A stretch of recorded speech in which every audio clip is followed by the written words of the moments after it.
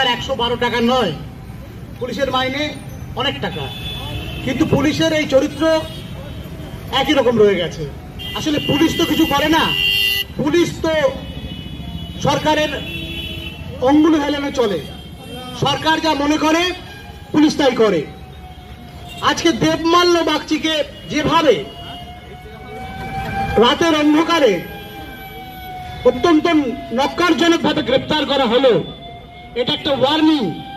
যেমন দেখছেন আজকে আকাশের পশ্চিম দিকে ঘন কালো মেঘ আমাদেরকে ঘিরে ধরেছে, ঠিক তেমনি ভাবেই ভারতের গণতন্ত্রের ভাগ্যাকাশে এই রকম মেঘ ঘনিয়ে এসেছে।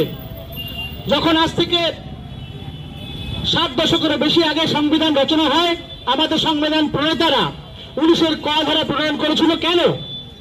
সেখানে পরিষ্কারভাবে মত প্রকাশের যে অধিকার, সেই অধিকারকে সুরক্ষিত করা হয়েছে, সুনিশ্চিত করা হয়েছে। আজকে সেই অধিকারের উপর কোন রকম হস্তক্ষেপ পশ্চিমবঙ্গের সাংবাদিকরা মেনে নেবেন না। কি করেছিল দেবমাল্য? দেবমাল্য খড়গপুরে থাকে, খড়গপুরে আমার যাতায়াত আছে, ব্যক্তিগত কারণে আমি জানি। দেবমাল্য কিছু সামাজিক অসামাজিক কাজকর্মের খবর তুলে ধরেছিল, যেটা তার কাজ। সেই কাজ করতে গিয়ে রোষানলে পড়েছিল প্রশাসনের একাংশের, পুলিশের একাংশের, তাই তাকে গ্রেপ্তার হতে হয়েছে। আমি আরেকবার স্মরণ করিয়ে দিচ্ছি, এই প্রতিবাদের আওয়াজ যতদূর পৌঁছয় এবং যতদূর পৌঁছয় না, বর্ধমানের সাংবাদিকদের শক্তিকে ছোট বলে ভাববেন না। আমরা ছোট হতে পারি, মফস্বলে কাজ করতে পারি, আমরা এইখানে দাঁড়িয়ে প্রতিবাদ করছি এবং ভবিষ্যতে সাংবাদিকদের উপর এরকম কোনো আক্রমণ হলে এইভাবে প্রতিবাদে সরব হব। আর যারা নিশ্চিন্তে ঠান্ডা ঘরে বসে ভাবছেন সেটিং করে রেটিং ঠিক রাখবেন, তাদেরকে আমরা জানিয়ে দিতে চাই, এভাবে কিছু করা যায় না। নিশ্চিন্তে ঠান্ডা ঘরে ঘুমিয়ে থাকলে একদিন বিপদ আপনার দিকে চলে আসবে।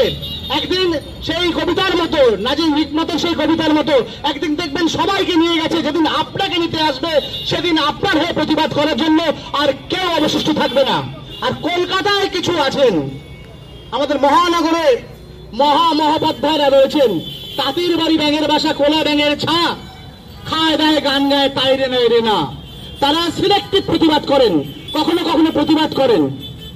আমাদের রাজ্যের মুখ্যমন্ত্রী সাংবাদিকদের স্বার্থে বেশ কিছু কাজ করেছেন, আমরা তার সমর্থন করেছি, আমরা তার জন্য তাদেরকে অবশ্যই সাবাসী জানাচ্ছি। কিন্তু তার মানে এই নয় আমাদের আসল যে কাজ, আমাদের মত প্রকাশের অধিকার, সেইখানে হাত পড়লে আমরা চুপ করে হাত গুটিয়ে বসে থাকবো। এবং সবাইকে বলছি, এই প্রতিবাদ আপনাদের জন্য প্রতিবাদ, কারণ সংবাদ মাধ্যম আপনাদের জন্য কাজ করে, গণতন্ত্রের জন্য কাজ করে। আপনার ঘরে যে ছেলেটি রয়েছে, আপনার ঘরে যে মেয়েটি রয়েছে, আপনার যে বৃদ্ধ বাবা মা রয়েছেন,